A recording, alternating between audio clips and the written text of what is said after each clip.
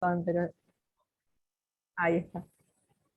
Bueno, Mariela es la gestora de este encuentro y es nuestra mentora en todo lo que tiene que ver con Joyce, así que adelante de todo el mundo quiero agradecerte, Mariela, enormemente por que hayas organizado este encuentro, nada más y nada menos que con Edgardo, así que voy a proceder a presentarlos. Mariela es profesora del tercer lugar, eh, es licenciada, es profesora en inglés y licenciada en lengua y literaturas inglesas, y desde el 2017 coordina grupos de lectura del Ulises de James Joyce, y siempre se fascina con la infinidad de enigmas que el autor ha puesto en la novela. Dicta las materias de literatura 1 y 3 en el profesorado de inglés del Instituto Superior San Bartolomé de Rosario, y coordina grupos de lectura de cuentos y novelas. Es consultora académica para Macmillan Education, y además de la literatura, sus otras pasiones son el cine y el psicoanálisis, que lee muy respetuosa y respetuosamente, y aquí entra Edgardo, que es nuestro invitado estrella, el invitado de Mariela. Estamos muy felices de tenerte aquí con nosotros.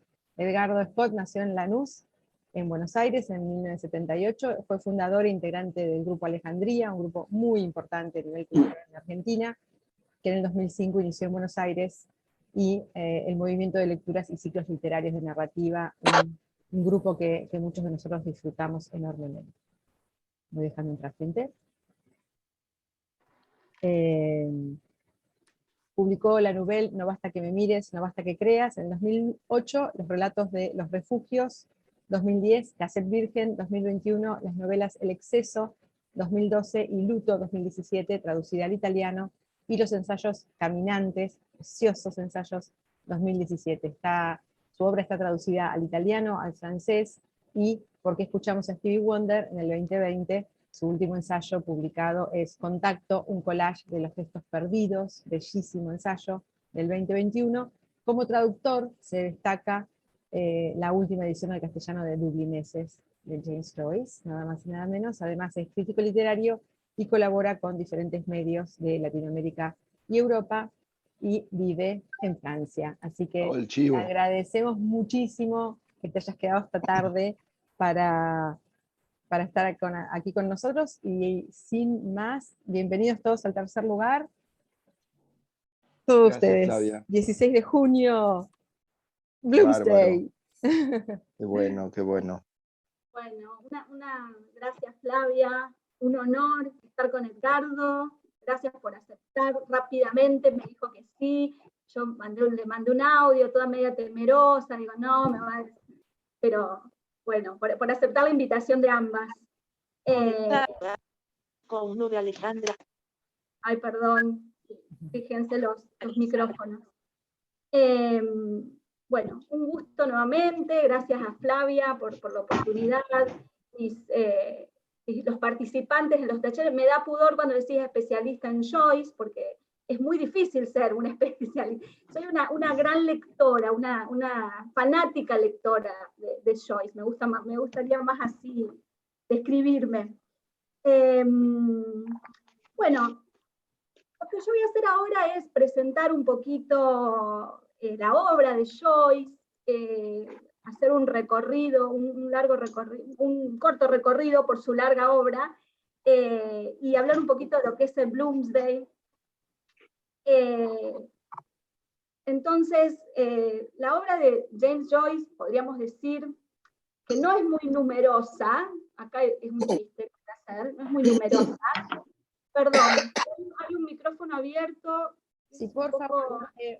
Bueno, voy a silenciarlos todos. Sí, por la grabación y todo. Sí, y dame un segundo, Mari, y yo te silencio a vos, ¿sí?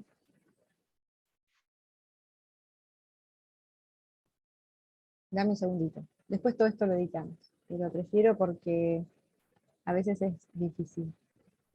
Ahí te pedí que reactives el audio. Ahí estoy, gracias. Perdonen, pero después, porque estaba medio distraída, me distraje con las conversaciones que se escuchaban. La obra de James Joyce, podríamos decir, no es muy numerosa, tiene 3 novelas: Retrato del joven artista, de 1916, Ulises, de 1922, Phineas Wake, de 1939, la colección de cuentos dublineses, de 1914, 2 libros de poesía, Música de cámara, de 1907, y Pomas a un penique de 1917, algunos ensayos críticos, una obra de teatro, Exiliados de 1915, y póstumamente se publican otros escritos como Stephen Hero, sus Epifanías, Giacomo Joyce, que es un texto que del Bloomsday del año pasado charlamos sobre ese texto un poco secreto de Joyce. Sin embargo, escribió lo suficiente como para tenernos toda una vida leyéndolo. Es la demanda que le hace al lector. La broma es que su obra no es numerosa, pero sí muy extensa. Si Joyce no hubiese escrito Ulises, o el Ulises, ocuparía un lugar menos central y notorio en la historia de la literatura, ¿no? Esa novelita de 900 páginas de la que Joyce dijo: he puesto tantos enigmas y acertijos que la novela mantendrá ocupados a los profesores durante siglos discutiendo acerca de lo que quise decir. Esa es la única forma de asegurarse la inmortalidad. No solo profesores, ¿no? Lectores, nos tiene ocupados como lectores, discutiendo de lo que quiere decir, de lo que nos dice, etc. Bueno, eso lo vamos a charlar después con Edgardo. 100 años después, porque Ulises se publica en 1922, la seguimos admirando y festejando. Porque esta novela tiene algo de fiesta, ¿no? Parafraseando a Roland Barthes, la escritura convierte al saber en una fiesta. Ulises se desarrolla el 16 de junio de 1904. El personaje principal, Leopold Bloom, de ahí el nombre del festejo, Bloomsday, un día tan imaginario como real, escribió Edgardo hoy en sus redes y me encantó esa descripción, un día tan imaginario como real, el día de Bloomsday, recorre la ciudad de Dublín durante todo el día, haciendo mandados, va al entierro de un vecino, a la redacción de un diario, a varios pubs, porque por supuesto estamos en Irlanda, y el personaje piensa: sed universal, buen rompecabezas sería cruzar Dublín sin pasar por un pub, aunque Bloom no bebe cerveza. Entra a una iglesia, aunque Bloom es judío, pubs e iglesias, pensarlas como coordenadas irlandesas, va a un hospital, va a un burdel, y Bloom demora el regreso a su hogar, donde está Molly, su esposa. Y él sabe que ese día Molly recibirá la visita de su amante. Y eso pasa en el Ulises. Nada. En el sentido más seinfeldiano del término. Y sin embargo, acá estamos, ¿no? Festejamos esta novela y también estamos festejando a uno de los autores más importantes, influyentes e innovadores de la literatura del siglo XX. Y como también señaló Edgardo, Ulises es la declaración de amor que le hace Joyce a Nora Barnacle, su compañera de toda la vida, que tuvieron su primera cita el 16 de junio de 1904. Las obras de Joyce ofrecen la posibilidad de encontrarse con una rara coherencia. De alguna manera todas las obras forman un conjunto, orbitan alrededor de Ulises y dialogan entre sí, reflejándose unas a otras. T.S. Eliot dijo que todas las obras de Joyce son la misma, escrita una y otra vez con creciente complejidad. Voy a hacer un breve raconto de su obra narrativa. Soy profesora de inglés, me sale la maestrita de organizar, a estructurada, hablo por mí y por muchas de las teachers que conozco, que hay muchas aquí, por lo menos las que yo conozco somos así. Entonces voy a empezar por dublineses, voy a hacer sobre la narrativa, no sobre todo, sobre lo más importante. En junio de 1904, nuevamente, esta especie de annus mirabilis, Joyce comienza a escribir los primeros cuentos de dublineses. Poco antes de su decisión de distanciarse definitivamente de la sucia cara de Dublín y optar por el exilio voluntario. Lo hace por encargo de una publicación local, el Irish Homestead, y el poeta, periodista y místico George Russell, conocido en los círculos esotéricos con el monograma AE, que aparece ficcionalizado en el capítulo 9 del Ulises, le escribe una carta con la intención de ayudar al joven Joyce que estaba atravesando una situación de pobreza. Había muerto su madre, el padre no era demasiada ayuda, no tenía dinero, no tenía trabajo. Entonces le escribe: querido Joyce, lee el cuento de en este periódico, The Irish Homestead. ¿Podría escribir usted algo simple, rural, vivo, patético, que pueda publicarse sin escandalizar a los lectores? Si nos pudiera dar un cuento de unas 1800 palabras, publicable, el director le pagaría 1 libra. Se trata de una ganancia fácil si es usted capaz de escribir de un tirón y si, de vez en cuando, no le molesta entregarse a la comprensión y al gusto corriente. Si quiere, puede firmar con seudónimo. Cordialmente, G.O.W. Russell, ¿no? Se ve que ya, antes de publicar, ya tenía fama de complejo, ¿no?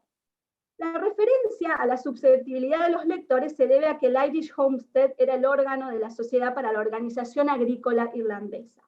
De todas maneras, Joyce acepta y adopta como seudónimo Stephen Dedalus, el nombre del protagonista de la novela que está escribiendo, Stephen Hero en ese momento, que luego será reescrita y pasará a ser Retrato del artista adolescente, y además personaje que va a aparecer en Ulises también. Publica entonces varios de los cuentos que luego serán parte de Dublineses, luego de muchos rechazos, y recién en 1914, el 15 de junio de 1914, en Londres, sale publicado Dublineses por primera vez.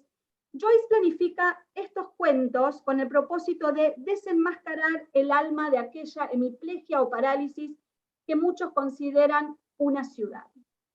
Dice Joyce en una de sus cartas sobre Dublineses: mi intención era escribir un capítulo de la historia moral de mi país y elegí Dublín para la escena porque esa ciudad parecía ser el centro de la parálisis. He intentado presentárselo al indiferente público bajo 4 aspectos: infancia, adolescencia, madurez y vida pública. Las historias están organizadas en ese orden. He escrito la mayor parte en un estilo de escrupulosa mezquindad y con la convicción de que es un hombre verdaderamente audaz, aquel que se atreve a alterar la presentación, incluso deformarla, lo que sea que haya visto o oído. Y acá me voy a remitir a Edgardo, perdón por el cholulaje, pero cualquier traductor de Joyce es, bueno, es un héroe también. Es un rockstar. Es un rockstar, tal cual, sí, sí, sí. Es nuestro día, es nuestro día. Es nuestro día, hoy es nuestra oportunidad. Héroe por un día.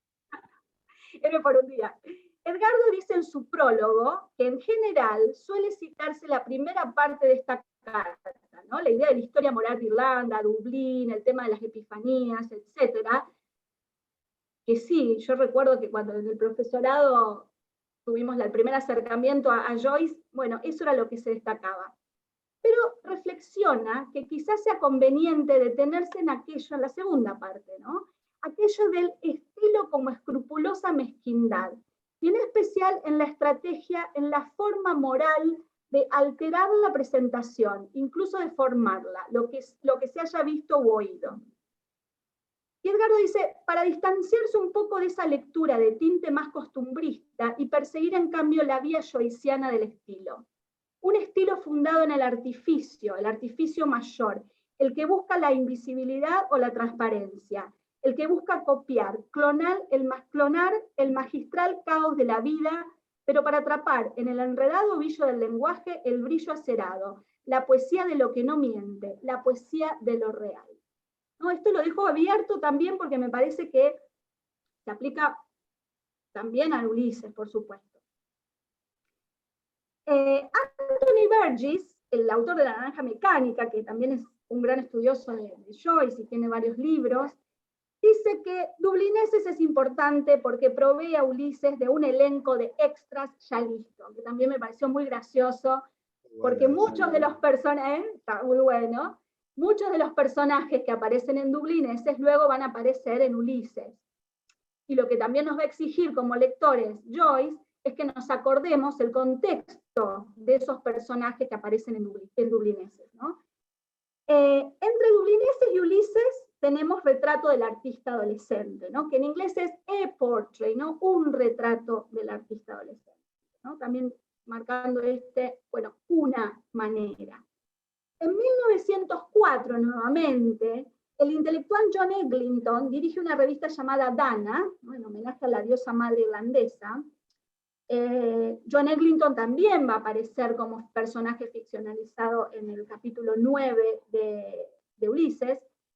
Joyce escribe un ensayo autobiográfico para presentar en la revista sobre un joven católico renegado que descubre su alma creativa a través del pecado y que tiene ansias de cambiar el mundo, utilizando la técnica de los poetas simbolistas, cargando además con el espíritu de Ibsen, a quien Joyce admiraba mucho y hasta llegó a decir que era mejor que Shakespeare, ¿no? Siempre también muy provocador, al estilo Borges.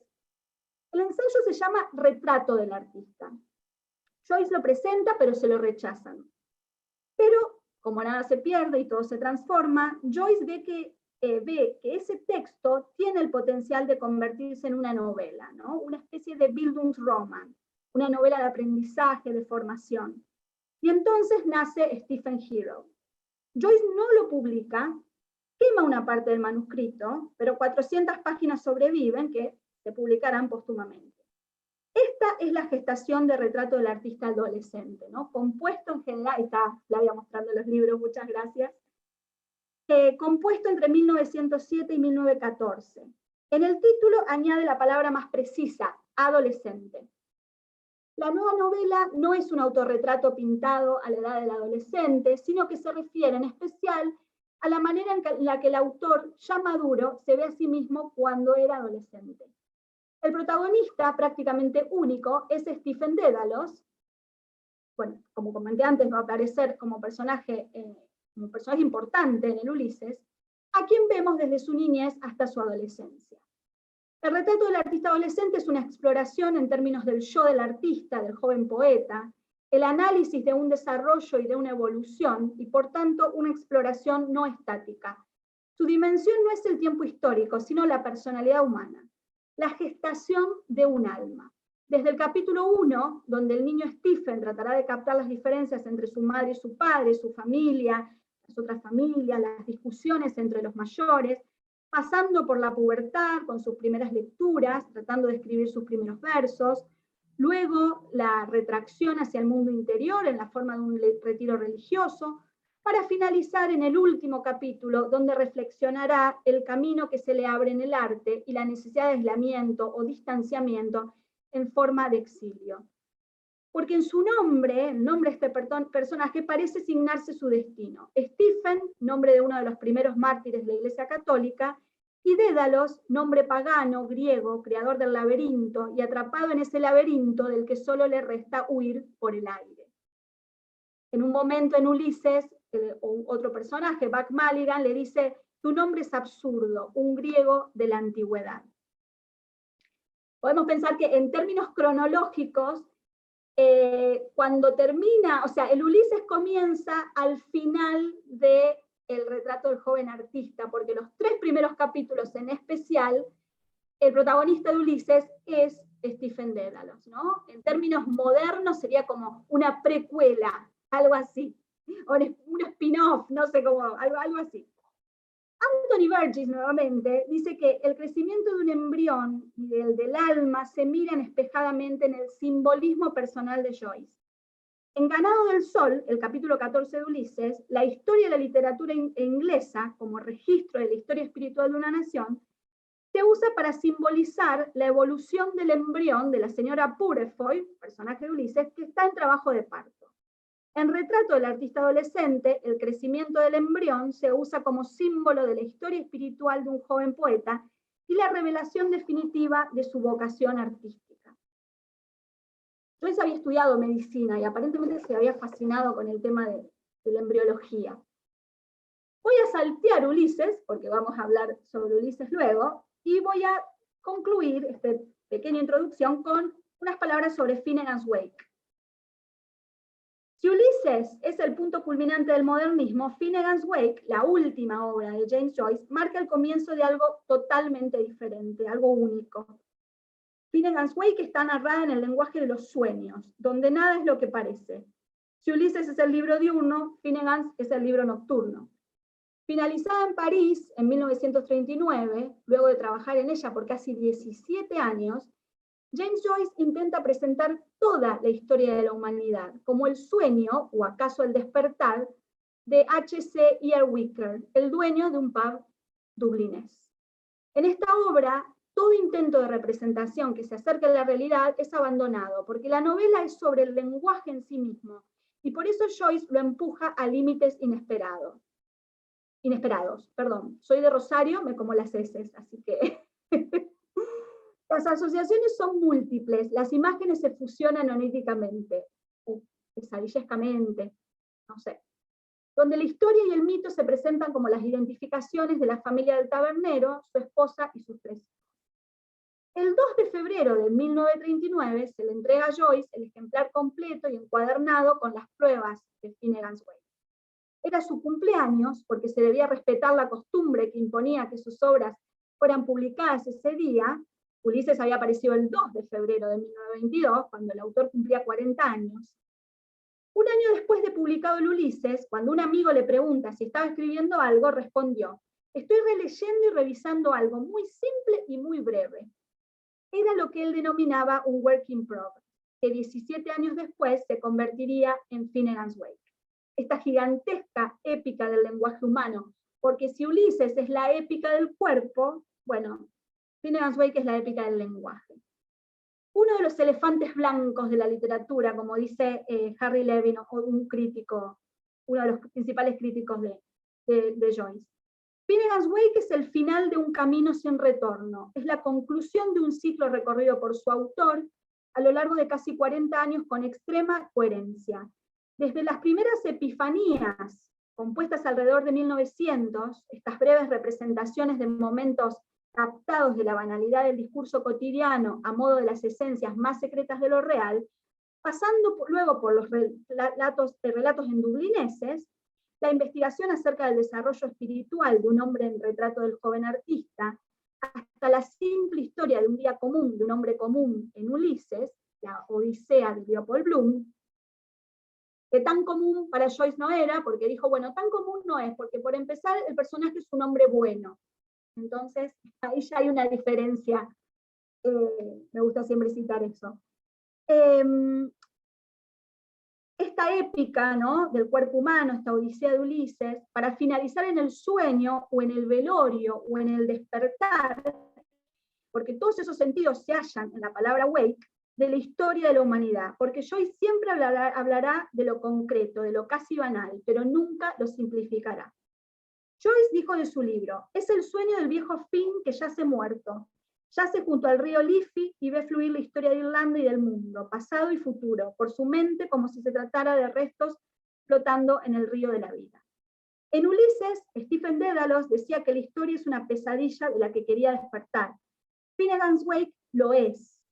Finnegan's Wake, si lo pensamos con apóstrofo del genitivo en inglés, significa el funeral, o puede significar el funeral de Finnegan. Es una popular canción irlandesa sobre Tim Finnegan, un albañil borracho que se cae de la escalera cuando está trabajando, una especie de Humpty Dumpty de Lewis Carroll, otro escritor experimentador con el lenguaje, y muere. En la vigilia velatorio del albañil le reclaman las deudas, su esposa dice que es un muerto precioso, lo lloran, y con un galón de whisky a sus pies y un cubo de cerveza negra en la cabeza. Y entrada la noche, un vaso de whisky se es derramado sobre el cadáver y Tim Finnegan resucita exclamando: ¿van a despertar a todos los niños y niñas? Por el amor de Jesús, ¿creías que estaba muerto? He aquí, en términos jocosos, el fanferal, es decir, el divertido funeral, la parábola de la historia de la humanidad y del cristianismo, nacimiento, crecimiento, caída, muerte y resurrección, porque Finnegan puede descomponerse en Finn again, nuevamente, otra vez, el retorno de Finn. Además, míticamente, está también la proyección del gigante y sabio Finn McCool, fundador y jefe de los Fianna, los fenianos, antiguos guerreros de la antigua Irlanda, de los que tomaría el nombre a finales del siglo XIX el movimiento de liberación irlandesa, respecto de Inglaterra, esa pesadilla de la historia para Irlanda. Y como si fuera poco, de acuerdo con la leyenda del ciclo oceánico, el bardo Ocean era hijo de Finn, que cuando cae y muere, su cabeza forma el promontorio de Howth. Su cuerpo ocupa toda la orilla del río Liffey, sobre la que se levantó la ciudad de Dublín. Según la leyenda, el gigante duerme, pero un día se levantará para socorrer a su gente. Y otro detalle más: en el Hotel Finn de Dublín es donde Joyce conoce a Nora. 6 días más tarde, el 16 de junio de 1904, van a tener su primera cita, el día en que se desarrolla el Ulises, Bloomsday, y acá, cíclicamente, retorno al principio de la presentación. Así que, como introducción, les quería contar un poco, ya que hablamos de festejamos Bloomsday, pero Ulises, pero también Joyce, bueno, mezclando un poquito estas dos cosas. Así que bueno, ahora también te doy la palabra a Edgardo para que comencemos a conversar. Les aclaro que Edgardo está muteado, Flavia. Edgardo está en París, donde son las 12 de la noche, la hora en que Leopold Bloom entra al burdel. A ver, ¿ahí me escuchan? Y ahora sí, Edgardo, sí, sí. Te decía, habría que aplaudir tu presentación a toda velocidad y Yo en exhaustiva. representación, totalmente. Ahí está, Flavia, es más, yo también. Gracias. Bueno, gracias por la invitación a las dos, primero. Estoy acá en París, yo vivo acá, y hace mucho calor, quiero decirles. Y tengo como una suerte de resfrío de verano, ¿no? Ustedes saben que eso pasa, a ustedes les pasará en enero, en diciembre, en febrero. Así que cualquier carraspero o lo que sea se debe a eso y les pido disculpas porque, bueno, el Zoom de algún modo reproduce también la radio, ¿no? Vos que, Flavia, estás acostumbrada, ¿no? Como que hay algo del Zoom. El otro día sucedió una situación muy extraordinaria acá en la Embajada Argentina. Hicimos un homenaje a Ricardo Piglia, se cumplieron 5 años de la muerte. Y entonces estábamos en la embajada haciendo un evento, estaba el traductor de Piglia al francés y bueno, otra gente, y se me ocurrió un día antes invitarlo a Andrés Di Tella, que tiene una película, un documental sobre Ricardo muy, muy hermoso, muy, muy triste, pero muy, muy hermoso, y que fue amigo de Ricardo, ¿no? Ahora, como ya no había posibilidad de que la Embajada Argentina hiciera ninguna gestión como para generar ni siquiera esto, Zoom, pantalla o algo, qué sé yo, le dije, bueno, a la Argentina, ¿no? Lo atamos con alambre, ¿no? Como digo, lo sacamos con el telefonito mío en un Zoom que te meto y te meto en el micrófono. Entonces, pero después no daba la señal como para que fuera suficiente la imagen, y entonces terminó siendo que parecía una conexión de radio, ¿no? Él estaba con mi micrófono ahí en el auditorio, o sea que el Zoom siempre nos conecta un poco me parece, con la radio, lo cual es bienvenido después de tanto tiempo de imágenes, ¿no? Bueno, gracias por la invitación. Lo que me empieza a pasar, me pasó el año pasado justamente, es que la vigencia justamente que Mariela me dijo que hablara un poco de la vigencia de Joyce y la vigencia del Ulises. Corregime si no, Mariela, pero es anual, justamente, ¿no? Es decir, el Bloomsday también genera que todos los años, ¿no? Nos acordemos de Joyce, nos acordemos de este día, nos acordemos del Ulises, y es como otra de las malicias que generó Joyce, ¿no? El hecho de anclar un día, situar un día como si fuera su aniversario perpetuo, ¿no? O sea, hacer de una novela su cumpleaños, de algún modo, ¿no? Entonces, me parece que eso es muy astuto. Recuerden que Joyce es el que decía que las armas de un artista justamente una de las armas del artista eran la astucia, la otra era el silencio, la otra era el exilio, ¿no? Pero la astucia era una, ¿no? Y por eso elige a Ulises, ¿no? Yo supongo que ahí, por una cuestión de infancia, ¿no? Porque, digamos, Ulises es el verdadero héroe de la Odisea, digamos, y es el verdadero héroe de Homero, hasta podríamos decir, ¿no? Porque, bueno, Aquiles representa como la fuerza, qué sé yo, el guerrero clásico, ¿no? Pero en cambio, Ulises es moderno, diríamos, ¿no? Ulises también trae la razón y con la razón trae la astucia. Entonces, yo supongo que por eso también Joyce eh, habrá elegido a Ulises como símbolo, ¿no? Más pícaro. ¿Cómo? Es más pícaro Ulises, ¿no? Claro, claro, es pícaro y con eso uno podría decir sencillamente inteligente, ¿no? Que podríamos decir que si hay un rasgo que define a Joyce es la inteligencia, digamos, ¿no? Como me parece que el estilo de Joyce es un estilo fundado sobre todo en la inteligencia, digamos, ¿no? Como es proverbial su inteligencia, digamos, ¿no? Es milagrosa su inteligencia para ponernos borgianos. Bueno, entonces, si te parece, hablo un poquito de la vigencia del Ulises, ¿no?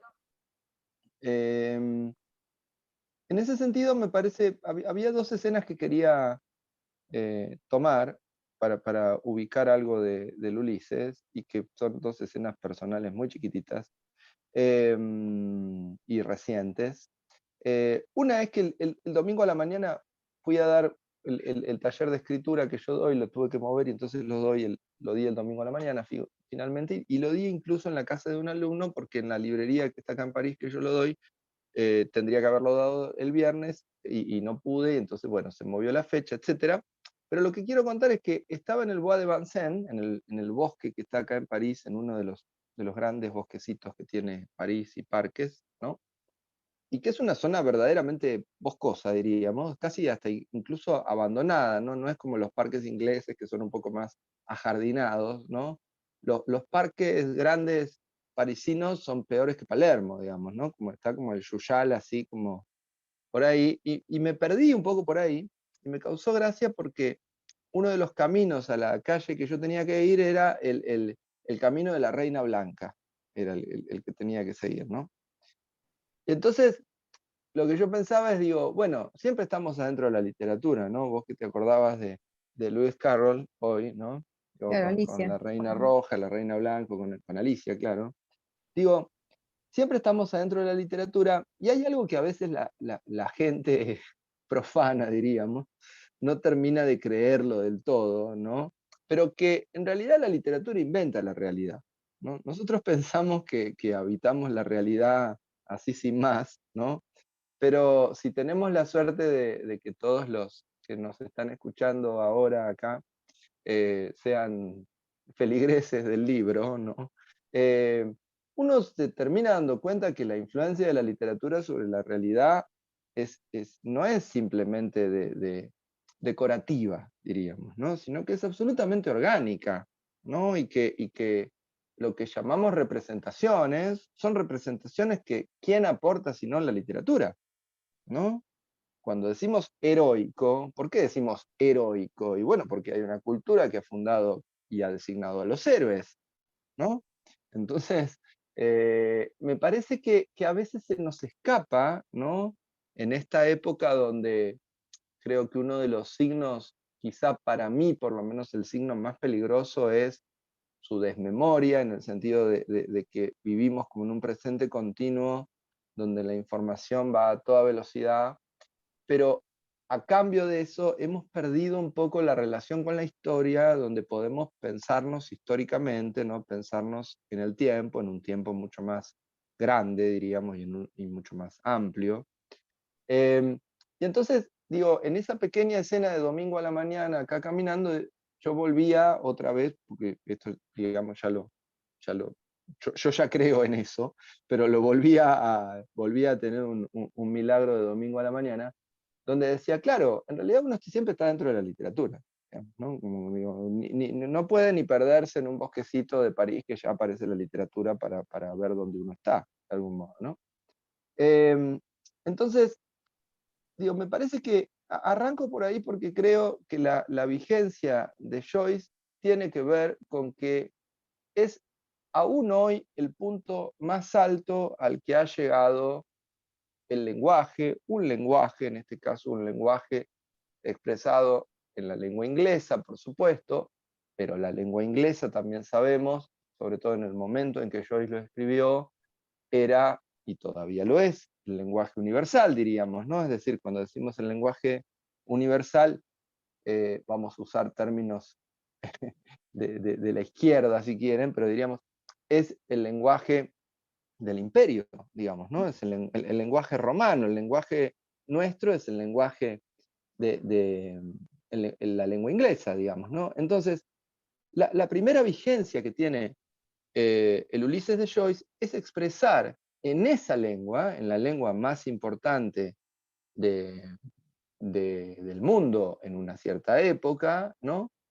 El punto más alto al que puede llegar, me parece, la inteligencia humana, la percepción humana, la sensibilidad con todo lo complejo, todo lo compleja que es la sensibilidad, ¿no?, humana. Entonces, me parece que lo que inventa Joyce ahí es una realidad, un tipo de realismo en el que todavía estamos, ¿no? Y en ese sentido es que voy a tomar la segunda pequeña viñeta que me parece importante, que es que estamos de aniversarios, y quizá muchos sepan también que el 18 ahora de junio cumple 80 años Paul McCartney.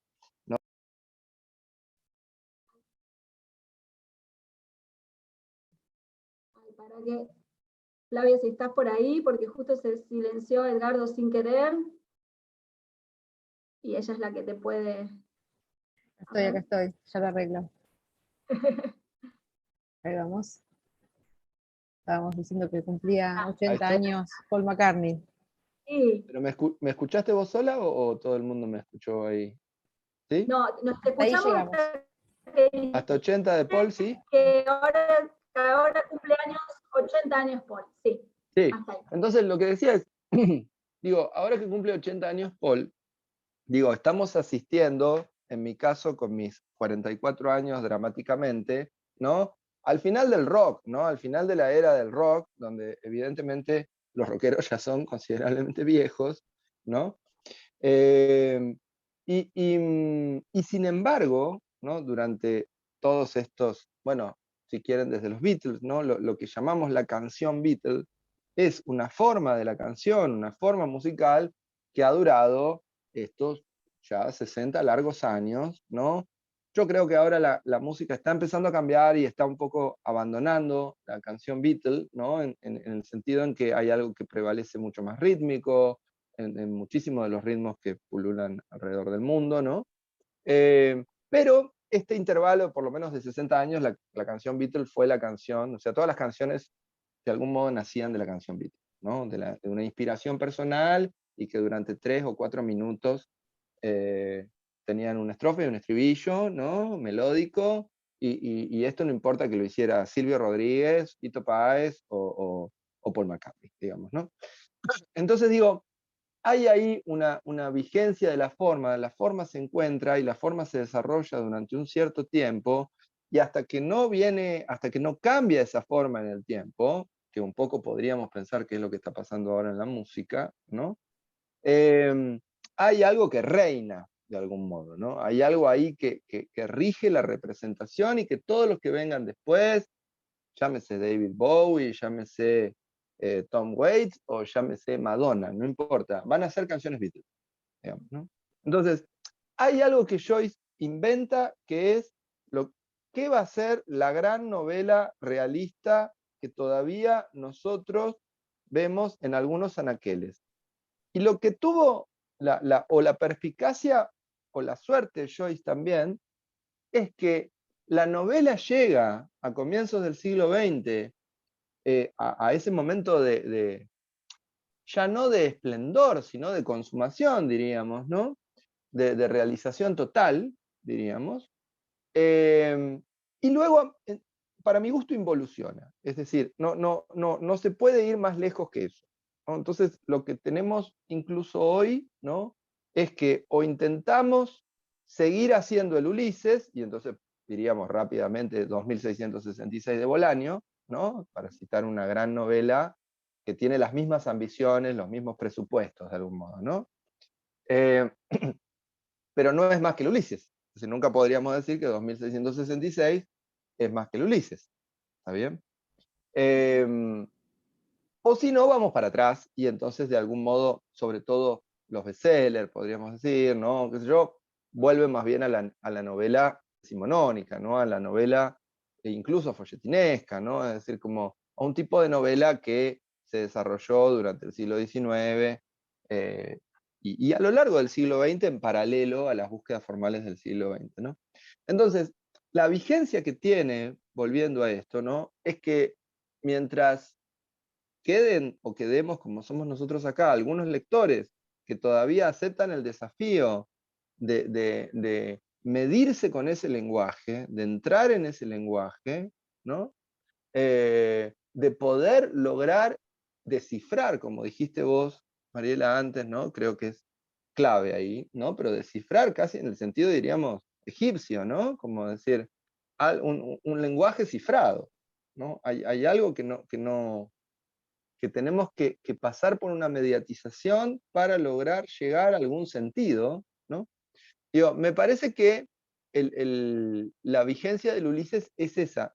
No se ha inventado una forma en literatura nueva, en la forma novela, en el género novela, superador de eso, digamos. No se ha inventado, ¿no? ¿Cómo se llama la de Foster Wallace? La broma infinita de Foster, bueno, es una novela, es el Ulises. No quiero ser peyorativo, ¿no? Son grandes obras, pero digo, ahí hay una forma que todavía Joyce la pegó, como dice mi amigo Martín Coan de Borges, ¿no? Martín Coan siempre dice, es el único que la pegó de veras, sobre los escritores argentinos, ¿no? Yo siempre digo Entonces que digo, para mí sí. It de Stephen King es el Ulises. Un día voy a escribir un paper. Bueno, claro, explicando. de género diríamos, ¿no? Sí, sí, pero Pero no deja claro, de ser eso, no deja sí, de sí, ser sí, sí, no deja de tener el presupuesto, ¿no? sí. El presupuesto del Ulises, digamos, ¿no? Entonces, a mí me parece que la primera vigencia es esa, ¿no? Yo la precisaría en estos dos términos. En una cuestión formal, ¿no? Hay una forma que no ha sido superada, nadie inventó una forma nueva más esplendorosa, diríamos, más, si quieren, incluso prestigiosa, ¿no? Porque también sabemos de que en la cultura rige un poder, ¿no? Y entonces todavía la alta cultura no ha dicho que nadie superó al Ulises, ¿no? No lo voy a decir yo ni otro, pero digo como consenso, diríamos, ¿no? Y por otro lado, me parece que ahora que el mundo está como tan peleado con el realismo, ¿no? Lo cual me parece sospechoso también de esta época, ¿no? Digo, me parece, digo, en esta época donde estamos enamorados de los géneros, volvimos a enamorarnos de los géneros como en la posguerra, ¿no?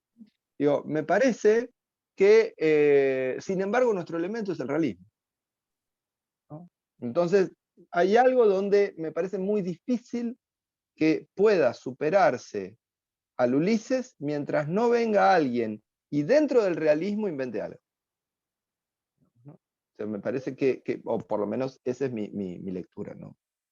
Como Algo decía por ahí. Nimo, por lo menos así lo veo yo, Sí, lo ¿se veo. acuerdan? En el sentido del realismo que ha inventado Joyce, que es un nuevo Claro, realismo en comparación al realismo decimonónico por ahí, ¿no? Ahí, pero que sin embargo él vía Ibsen, como vos bien notaste, ¿no? Vía la renovación teatral de Ibsen, que es la renovación teatral entonces isabelina, de algún modo, de Shakespeare, ¿no? Por eso a Shakespeare, muy borgianamente, Joyce lo corre por izquierda, diríamos, ¿no? Pero digo, me parece que, por ejemplo, la novela francesa, con la cual Joyce tiene muy claro qué es la novela francesa, ¿no? Flaubert, para mí muy claro. La diferencia es que él sabe cómo acelerar y cómo profundizar, ¿no? Técnicamente ciertos gestos que había tenido la novela francesa, que es la que domina el siglo XIX, digamos, Y ¿no? podemos Pero pensar que es incluso en una, el... perdón, podemos Sí, pensar que es no, un, sí, sí. termina. No, lo que iba a decir es que incluso para mí no es casual, yo siempre, el Ulises, hay una marca de lectura que la ligo a Madame Bovary, porque a mí me parece que Bloom es Charles Bovary, digamos, ¿no? Es decir, que es impensable que a Joyce no se le haya cruzado para ser Bloom Charles Bovary, digamos, ¿no? El marido cornudo, para decirlo rápidamente y con cariño, ¿no? Bueno y cornudo, ¿no? Eh, ¿Por qué? Porque Madame Bovary, todos sabemos, que cuando la lee Joyce, es la novela más importante en términos, si quieren, de éxito, para ir rápidamente, ¿no? Como decir, bueno, ¿cuál es la novela que sintetiza un montón de cuestiones que planteó la novela? Y Madame Bovary, digamos, ¿no? O sea, y a mí me parece que no es casual el hecho de que Bloom esté ligado a Charles y que Madame Bovary, si ustedes recuerdan, empieza justamente, no por Madame Bovary, que es la heroína, sino por el capítulo donde entra Bloom como un chiquito, Bloom, perdón, Sí, Charles como un chiquito al colegio, ¿no? Y es como el tonto de la clase. Y en Ulises, la novela, por supuesto, como todos saben, no empieza con Bloom, sino con Stephen, ¿no? Es decir, que el héroe de la novela no es con el que empieza la novela. Y este gesto ya está en Madame Bovary.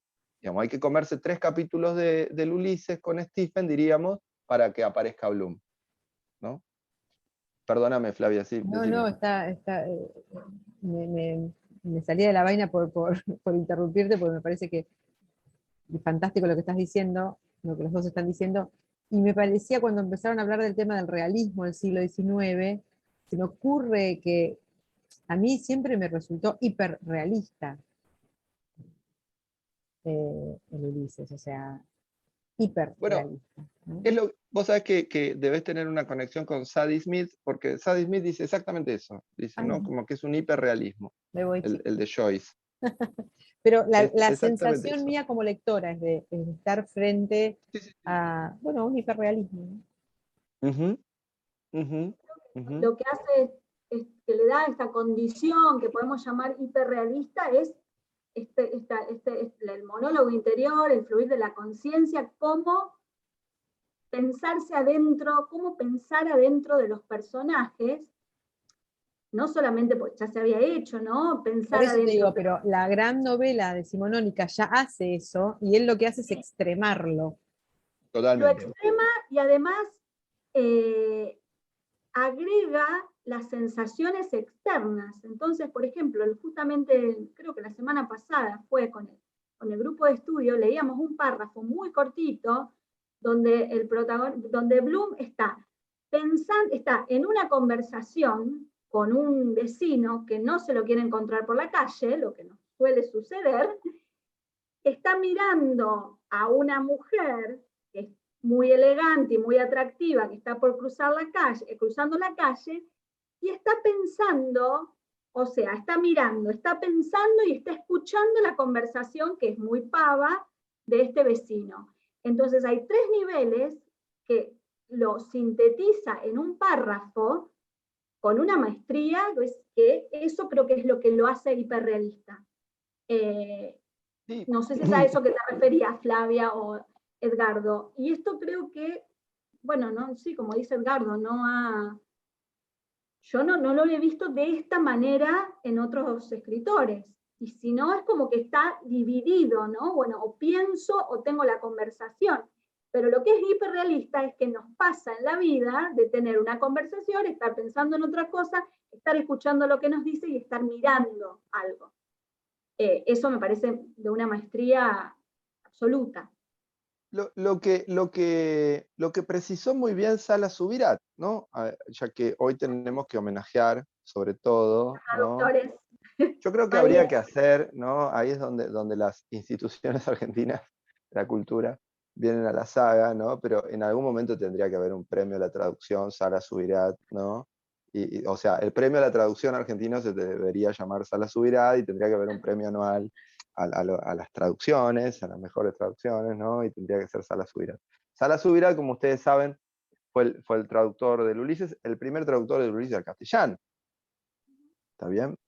Y que permite que se publique completo, porque capítulos andaban por ahí, ¿no? Y como siempre se mete Borges, bueno, ustedes saben que yo estoy peleado con Borges, pero digo, se mete, ¿no? Ahí, traduce a algo, qué sé yo. Pero el Ulises completo lo traduce Sala Subirat en 1945 y se publica en 1945, ¿no? Cuando todavía no estaba publicado en español en ningún lado, digamos, ¿no? Y Sala Subirat en el prólogo, que yo les recomiendo, de hecho lo pueden hasta encontrar en cualquier lado en la web, o sea que lo encuentran rápido, el prólogo de Sala Subirat al Ulises, ¿no?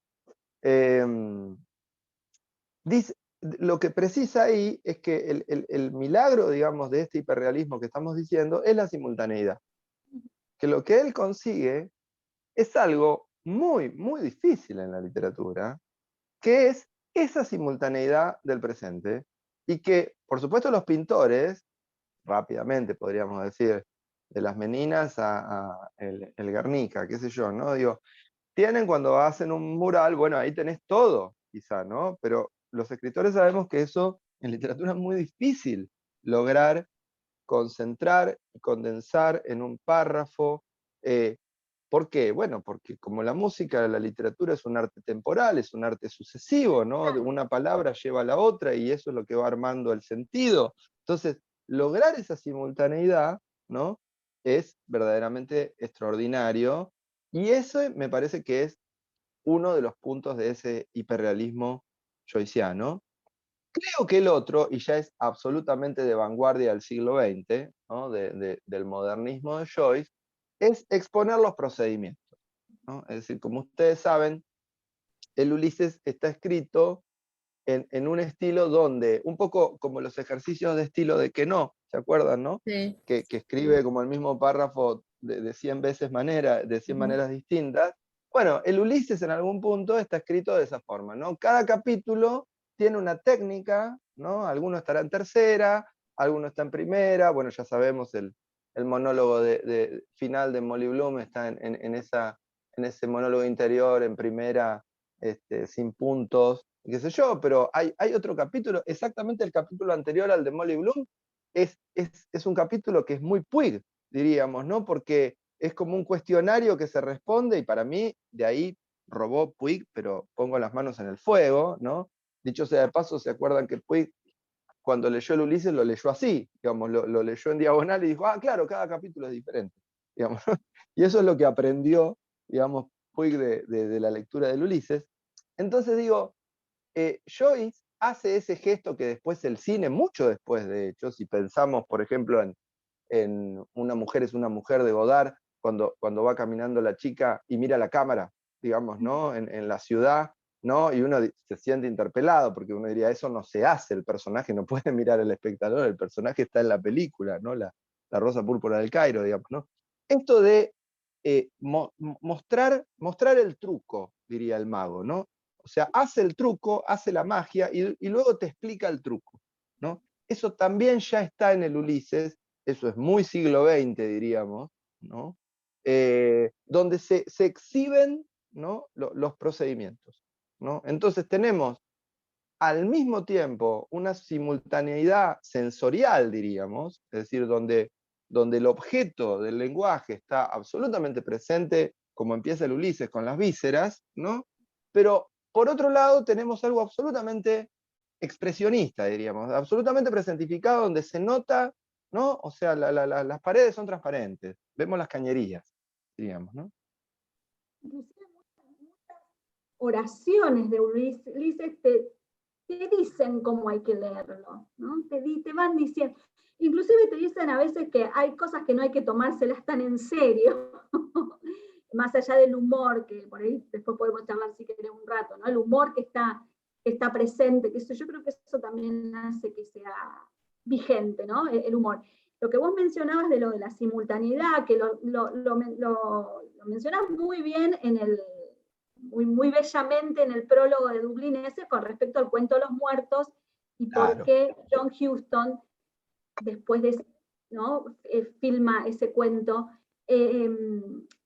Y hay un capítulo en Ulises, el capítulo 10, que es ese capítulo coral, donde el gran problema es cómo mostrar la simultaneidad de acciones de diferentes personajes en la ciudad. Entonces, lo que hace es ir insertando en diferentes secciones que corresponden a los personajes, oraciones que corresponden a otro personaje. Que al principio, ¿no es cierto? Uno no se da cuenta, no nos damos cuenta que estamos leyendo, porque son oraciones que no, bueno, para mostrar justamente recurso que luego el cine lo va a utilizar con las películas corales, como Amores Perros, ¿no? Como ese procedimiento. Vos mencionaste Los Muertos, ¿no? Y John Huston lo hace, pero hay que decir también que si bien la película de John Huston es muy correcta, diríamos, ¿no? No es para nada la mejor película de John Huston, y ni que hablar lo lejos que queda de la expresión que tienen Los Muertos como texto, ¿no? El texto que, para los que todavía estén, si alguno de los que nos oyen están dudando de enfrentar y de meterse en el Ulises, les podemos decir, lean Los Muertos, y de algún modo van a tener un montón de experiencias que pueden reencontrar en el Ulises. Pero digo, en Los Muertos está el Steadicam, digamos, ¿no? Es decir, esa toma podría filmarse como en una toma única, ¿no? Como se hizo hace unos años Bergman, o como siempre se evoca el Arca Rusa, ¿no? La Arca Rusa, claro. Entonces, y eso está ya en Los Muertos, y es extraordinario cómo él pasa de un grupo, como si tuviera la cámara, ¿no? Y va de un grupo a otro de la gente en una fiesta, y hay mucha gente en esa fiesta, y él logra que uno siempre esté entretenido, interesado, atento, ¿no? Pero sobre todo entretenido, cuando uno sabe que si es muy difícil lograr el interés del lector en un personaje que uno ponga a hablar y hasta de sí mismo, cómo lograrlo en una fiesta y con muchos personajes y distintos, y él lo logra, ¿no?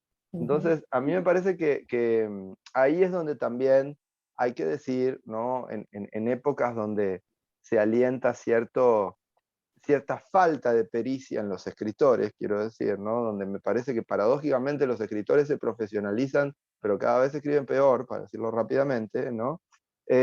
Digo, Joyce es un dotado, ¿no? Joyce es Mozart, quiero decir. Joyce es un tipo que es un poeta que cuenta con todos los recursos de la lengua, los conoce, y los deforma y los usa como quiere, digamos, ¿no? El típico chiste de conoce las reglas para romperlas, bueno, es un prodigio también en ese sentido, porque también si no vamos a decir, no, bueno, el Ulises lo escribe cualquiera, ¿no? Evidentemente tampoco, si bien nunca alcanza con la técnica, digo, Joyce era un dueño de la técnica literaria, discúlpenme nuevamente, superior a Borges, por ejemplo, ¿no? Cuando pensamos en un tipo que es como la suma literaria. Bueno, les doy la mala noticia, Joyce es más grande que Borges, digamos. Ahí quiero agregar, Fabián pone en el chat, dice, para mí otra marca de la exacerbación del realismo es el hecho de que Joyce no deja nada o casi nada afuera en su novela, mientras que en el clásico del realismo decimonónico hay como una cierta selección, es lo que decíamos, ¿no? Totalmente, totalmente. Virginia agrega lo del montaje, de esta relación con el cine, el montaje paralelo, la simultaneidad, y me gustaba también una cita de Susana Groisman que dice simultaneidad, cubismo, sensación inmediata, y en Stream of Consciousness, ¿no? Bueno, fluir de la conciencia o el flujo de la conciencia, y en su intención escrita es imposible, ¿no? Totalmente. Idea Está muy bien lo que dice Fabián, y también lo del cubismo, pero está muy bien lo que dice Fabián, porque me parece que además también ahí muestra algo que rige la novela y que la rige, y si querés con eso pasamos a esto otro que me había propuesto Mariela de hablar de cómo influye, bueno, en la literatura y en nuestra literatura, ¿no? El Ulises. Porque una de las grandes cosas que uno dice cuando trata de definir a la novela, con lo difícil que es definir la novela, a diferencia del cuento, es que una cosa que por lo menos yo siempre digo es, uno en un cuento sigue una sola línea, ¿no? Siempre busca finalmente una unidad de efecto y sabe que no tiene que desviarse, digamos, sabe que las asociaciones, que las digresiones son como puertas que tiene que cerrar y tiene que concentrarse en ese objeto que quiere presentar. La novela es todo lo contrario, digamos, ¿no? Es decir, la novela es ese artefacto literario donde todos los desvíos son bienvenidos, donde todos los puntos de fuga hay que seguirlos, donde no puede haber, podríamos decir, exterior de la novela. Por eso, si hay un exterior de la novela, tiene que entrar, ¿no? Si hay alguien que está escribiendo el diario sobre la escritura de esa novela, tiene que meter ese diario adentro de la novela, diríamos, ¿no? Es decir, y eso también está en el Ulises, quiero decir, ¿no? Dijimos lo de los procedimientos, y también queda claro que Joyce, a uno le da por lo menos esa sensación, no dejó nada afuera. Y por eso no necesita escribir 25 novelas, ¿está bien? O 30. Escribe una, ¿no? Uno podría decir, haciendo el chiste, todas las novelas de César Aira entran adentro del Ulises, diríamos, ¿no? Y en cierto sentido sí. ¿No? Con respeto a Joyce, ¿no? Pero Sí. con respecto a Aira también. Bueno. con respecto de que no deja nada, ay, perdón, me cambié la pantalla, no deja nada fuera, siendo la épica del cuerpo, ¿no? Esto también hasta de incluir cuestiones escatológicas, que también luego fue un gran escándalo para la época, pero bueno, quiere representar todo. Iba a decir algo más y me olvidé. No, bueno, las técnicas, me olvidé lo que quería decir, ¿no? Pero bueno. Si querés yo te relevo con algo que me dejaste ahí picando de la épica. Sí. Hasta que vuelva, pues si no, viste que es como el analista, cuando el analista se acuerda, el paciente se acuerda después de... Bueno, eso también lo tiene en cuenta Joyce, ¿no? De olvidarse de algo y que aparezca, ¿no? Se olvida un nombre y aparece 20 páginas después, Bloom se acuerda cuál era el nombre de ese personaje que se había olvidado. Totalmente. Eso totalmente. también lo incluye, ¿no? Sí. Totalmente. Y lo que te iba a decir, cuando vos mencionaste lo de la épica antes, ¿no? Que también ahí hay un gesto muy, muy fuerte, me parece, que es el de equivaler, pero el de reemplazar la épica griega de la Odisea por esta épica urbana, donde el héroe es, como vos dijiste, un tipo bueno, pero también podríamos decir un mediocre, ¿no? Es decir, es el hombre común, ¿no? Es el hombre gris, podríamos decir Yo también. un poco en un resumen de Twitter hoy decía en la radio que el paralelo entre Bloom y Ulises es, digamos, que la odisea del hombre parado en el siglo XX es llegar al final del día, ¿no? Eso está muy bien y además está muy, muy bien dicho. Tal cual, ¿no? Como la épica del hombre moderno es una épica que sin duda no es la épica de Ulises, la No, y épica es esta cosa griega, de la ¿no? mediocridad también, ¿no? Que decíamos recién. Claro, el hombre en el doble sentido de la palabra, ¿no? El hombre que también incluye a la mujer, porque está Molly, ¿no? Lo cual la novela termina con Molly, lo cual me parece también un hallazgo, diríamos, ¿no? Como me parece visionario en ese sentido de entender el lugar que va a tomar, y con el orgasmo de Molly, ¿no? Entonces, digo, el lugar que va a tener la mujer en el siglo, el lugar que va a tener la equivalencia de poder que se está logrando, o que se va a lograr y que nosotros lo estamos atravesando, digamos, ¿no? O sea, que tiene ese poder también. Pero digo, sobre todo, la reversión, el cover, diríamos, de la Odisea, ¿no? Vía siglo XX, donde ya no es posible la épica y donde al hombre, como decía Benjamin, le han estirpado la experiencia, y yo diría, y con la experiencia le han estirpado la épica. Es decir, ¿no? Como que entonces es un pobre tipo, diríamos, ¿no? Es un antihéroe. Después, por supuesto, vía Céline y vía un montón de autores, la literatura del siglo XX, el cine del siglo XX, se va a enamorar de los antihéroes, ¿no? Pero otra vez, el que lo hace, el que lo hace más grande, ¿no? Claro, Es este tipo, digamos, ¿no? El que lo hace, el que le da una entidad mitológica, diríamos, es Joyce, ¿no? Sí. Joyce lo hizo, ¿no? Claro, habría que hacer esa una remera que diga. El próximo Bloomsday vendemos merchandising. Hacemos merchandising, sí. Tal cual. Otra vez me olvidé lo que iba a decir. Si querés, mientras tanto, yo lo que podemos hacer es abrir el chat, pero si quieren ir haciendo preguntas, y yo las voy recopilando. No, ya me acordé, ¿no? Dale, cerrando un poco, o continuando o abriendo, ¿no? Un poco más el tema de la vigencia. A mí particularmente lo que me interpela de Ulises es cómo pasa revista, por decirlo así, sobre los distintos discursos sociales, ya sea la religión, la política, la historia, la literatura. El año pasado, por ejemplo, en el grupo del año pasado, prestábamos mucha atención a este verbo dicen, ¿no? Dijeron, dicen tal cosa sin digamos, un sujeto de ese dicen, ¿no? ¿Quiénes dicen? Y eso me parece muy vigente, ¿no? Que él también muestra un poco el artificio de los discursos. Total. Entonces,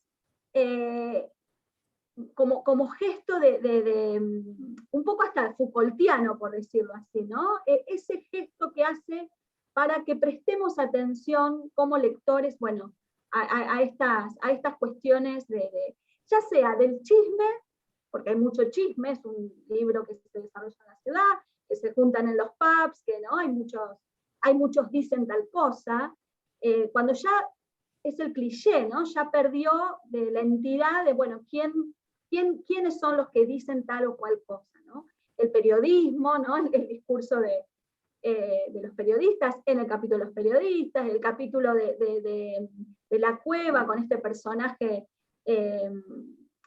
fanático por la causa nacionalista, que es justamente el cíclope, que solo puede ver tiene un solo ojo y solo puede ver eso.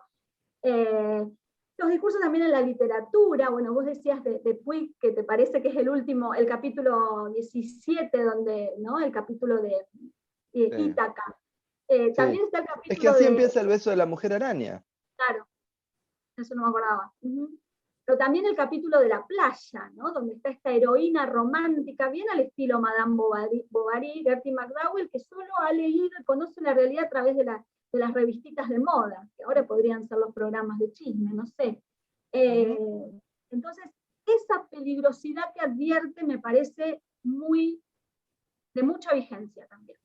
Y ahí volvemos al realismo, ¿no? La realidad se arma con la realidad de los discursos, digamos, ¿no? Entonces, y volvemos a la técnica, porque por otro lado, él tiene una oreja extraordinaria para reproducir como un ventríloco las voces de estos discursos, porque también, ahí vuelvo, discúlpenme otra vez a la cuestión de la técnica, por eso es importante, que también cuando se escribe se pueda tener una relación con el lenguaje considerable, digamos, ¿no? Entonces digo, él puede captar las voces, ¿no? Puede tener la voz popular, la voz de la alta cultura, la voz de la prensa, la voz de la policía, la voz de... Él tiene esas voces, dispone de cómo se arman esas voces, digamos, ¿no? Como si fuera un relojero, las sabe armar, digamos, ¿no? Entonces, eso me parece que también es como muy, muy extraordinario, digamos, ¿no? Exactamente. Ahí en el chat, Caro acota que Eliot en el mismo año va por el mismo camino, ¿no? O un poco después, Virginia Woolf respondiéndole bueno, en el Ulises, 22, el 22 creo que también se publica La Tierra Baldía.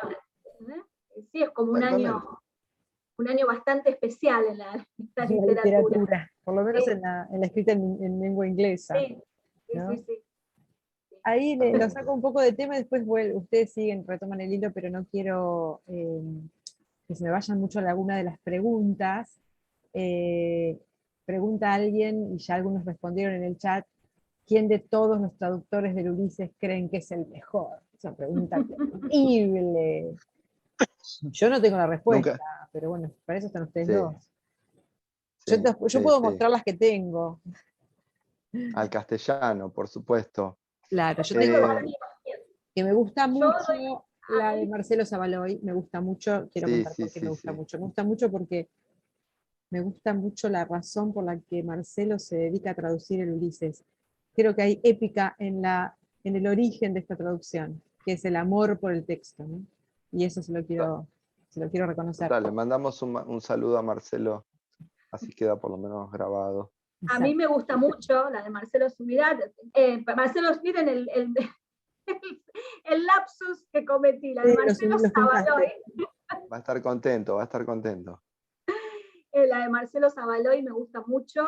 La de Sala Subirá tiene, digamos, el honor de ser la primera, en las condiciones en que la realiza y todo.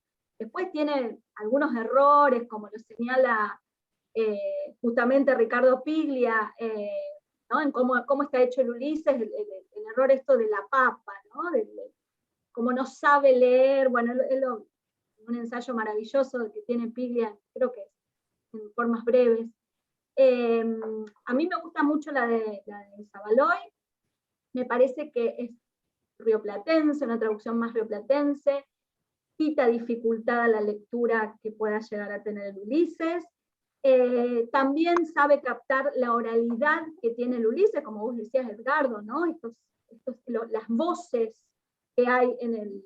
Porque también hay que recordar que la escribe en es irlandés, ¿no? Es el inglés irlandés. Entonces, me gusta cómo resuelve algunas cosas. Hay Después dialecto, está claro, hay variaciones. claro, dialecto, la variante, podríamos decir. Sí, ¿Quién Y es ahí, la de Flavia, Rolando, la que estás exhibiendo? Costa Picasso. esa es la de Rolando Ah, Costa Picasso, es claro. más neutra, podríamos decir, pero tiene también la gran virtud que está hiper recontranotada, ¿no? Es también... que a veces ayuda y a veces no, ¿no? A veces depende del gusto del lector, ¿no? A veces las notas, no sé, se atrae más por las notas y perdés es lo que me han dicho también muchos lectores de los encuentros, ¿no? Que, la de Marcelo Savoy tiene notas al final también. Pero están al final. La que no recomiendo, que me perdonen, pero es la que edita Cátedra, la de García Tortosa. No la tengo. Es muy española, entonces... Más que la de Valverde. Más que la de Valverde. Sí, la de Valverde me parece que... Yo leí el Ulises en la versión de Valverde, en los 2 tomos de Valverde hace muchos años, ¿no? El otro día lo escuchaba a Carlos Gamerro, también especialista, obviamente, en Ulises, comparando las traducciones y decía que, por ejemplo, en un momento la de García Tortosa dice, hay una parte en que Stephen Dedalus dice, the evening will find itself, algo como la tarde me va a encontrar, algo así. Y que García Tortosa, evening, ¿no? Una palabra bastante, o sea, no tenía ninguna connotación en especial en ese contexto que lo dice Stephen Dedalus. Y la traduce como el lubricán, palabra que, no sé, yo como argentina tengo que ir al diccionario, bueno, sí, el lubricán es el atardecer. Entonces, que le agrega esas clases de dificultades, un poco, lo que quería decir Gamerro, un poco al divino botón, digamos, ¿no? Que claro. sin necesidad. Entonces, bueno, esa es por ahí la que no recomiendo, pero bueno, que sí. Tiene, ¿no? Toda la fama de, bueno, ser hecha por especialistas, y a veces especialistas literarios, de crítica, que no necesariamente son los mejores traductores, ¿no? La traducción necesita a lo mejor de otro tipo yo creo que en realidad también hay que decir que justamente hoy mencionaban, cuando Flavia me presentaba, yo escribí un librito sobre Stevie Wonder, ¿no? Y uno sobre los Doors, para la misma editorial, estamos en el mismo camino. No te lo puedo creer, voy a llorar. Sobre los Doors. Estoy muy enferma. No, bueno, ahora yo voy a Buenos Aires, juntémonos a hablar de los Doors. Por favor. Mis 13 años son los Doors. Creo que lo único que hice a los 13 años fue escuchar de Doors. Pero digo, en el Stevie Wonder yo lo que decía es que hermoso. Sí, que Stevie tiene un montón de temas que han sido infinitamente versionados, ¿no?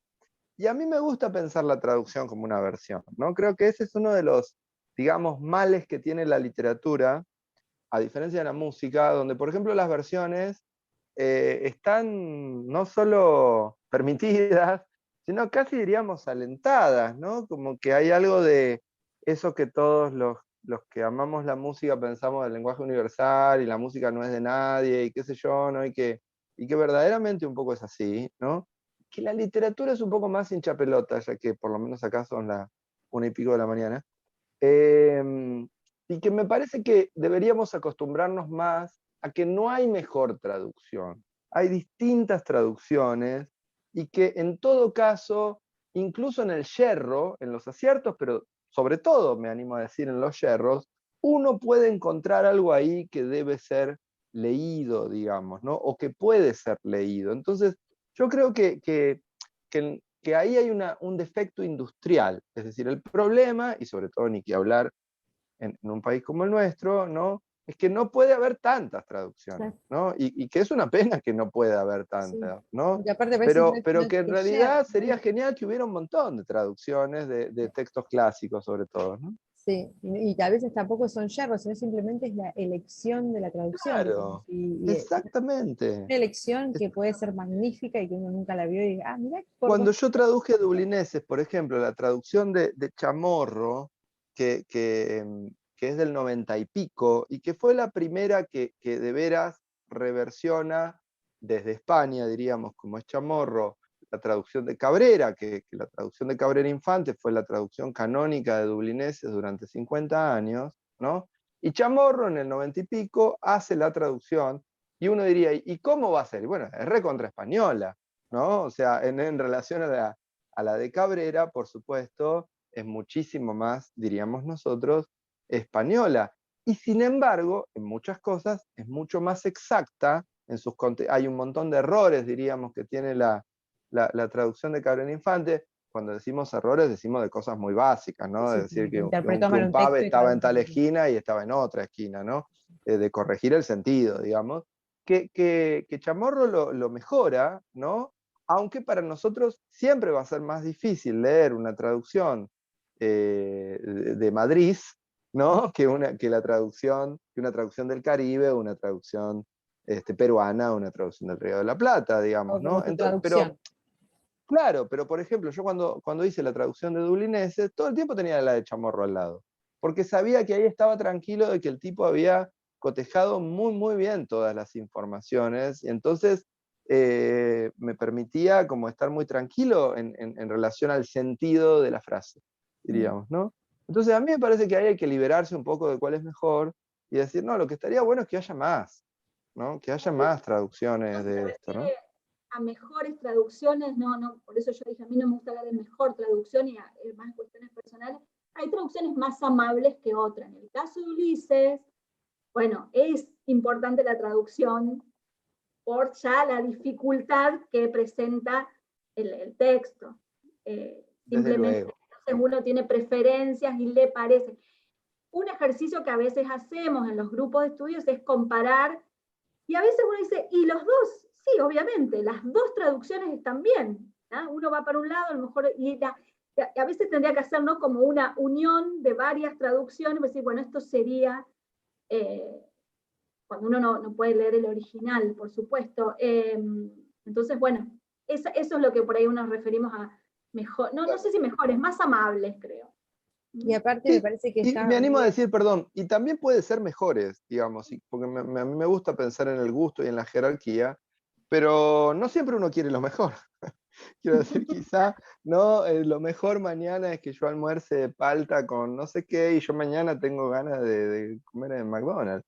Digamos, A ¿no? Como veces no siempre queremos lo mejor, digamos, a ¿no? Como veces que lo que también se está puede bueno. comprar, ¿no? En los Claro, 90 claro, que claro. venían todos los libros, los clásicos, en esas ediciones muy, muy económicas que realmente las traducciones no, Desde luego, que después uno leía desde otras luego. traducciones y te dabas cuenta de que era, bueno, sí, Pero ayudaban.